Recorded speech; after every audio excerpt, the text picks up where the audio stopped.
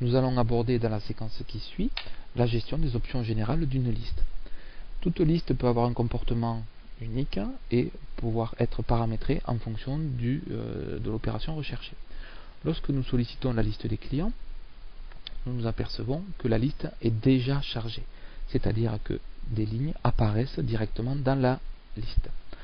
Ce comportement est dû tout simplement au fait que dans le menu Options, ici, nous avons coché Actualisation automatiquement à l'ouverture.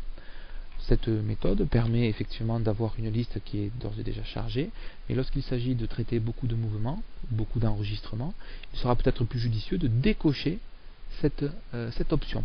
Alors nous allons regarder un petit peu l'effet que ça produit. Donc je sors de ma liste, je rappelle la liste des clients, et la liste va s'ouvrir vierge de tout enregistrement.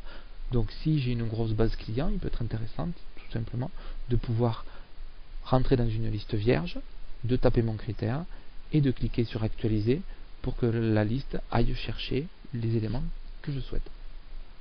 De la même façon, sur une action, alors qu'est-ce qu'une action? Sur une action, je peux demander à fermer ou non la liste. Alors, quel est le comportement recherché? Donc là, en l'occurrence, la liste reste ouverte. Nous allons voir ce qu'il produit. Lorsque je vais solliciter la liste pour établir une action, alors une action, les actions sont représentées sur la partie ici supérieure. Donc lorsque je veux ouvrir la fiche client ou avoir l'historique commercial ou l'interrogation comptable, en l'occurrence, la liste va se fermer.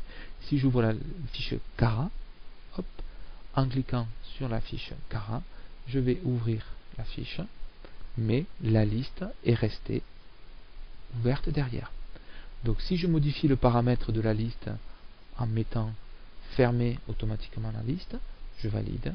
Lorsque je vais maintenant ouvrir la fiche, automatiquement la liste se ferme. Dans le cas d'une liste de sélection que nous aborderons dans une autre séquence vidéo, vous verrez qu'il peut être tout à fait judicieux de pouvoir modifier effectivement le comportement de ces listes. Bien évidemment, dès que je vais rappeler la liste va s'ouvrir et là elle est non chargée puisque j'ai décoché. Donc j'ai tout à fait possibilité de modifier ces éléments-là.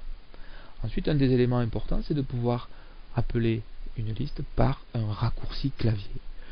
Il suffit tout simplement de se positionner dans la zone prévue à cet effet et de définir CTRL-ALT-C par exemple pour dire, pour appeler la liste des clients, je vais définir cette combinaison de touches ou pourquoi pas utiliser la touche F8 du clavier.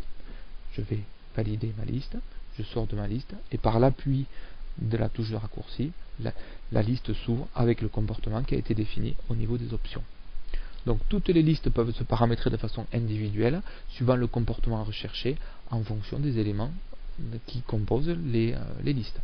Plus on aura d'enregistrement, il sera peut-être judicieux de décocher cette option, et par rapport au comportement au niveau de la fermeture automatique de la liste, il peut être intéressant de le faire lorsqu'on est en sélection d'éléments. Cette partie séquence clavier fera l'objet d'une séquence vidéo particulière puisqu'elle répond à une problématique particulière.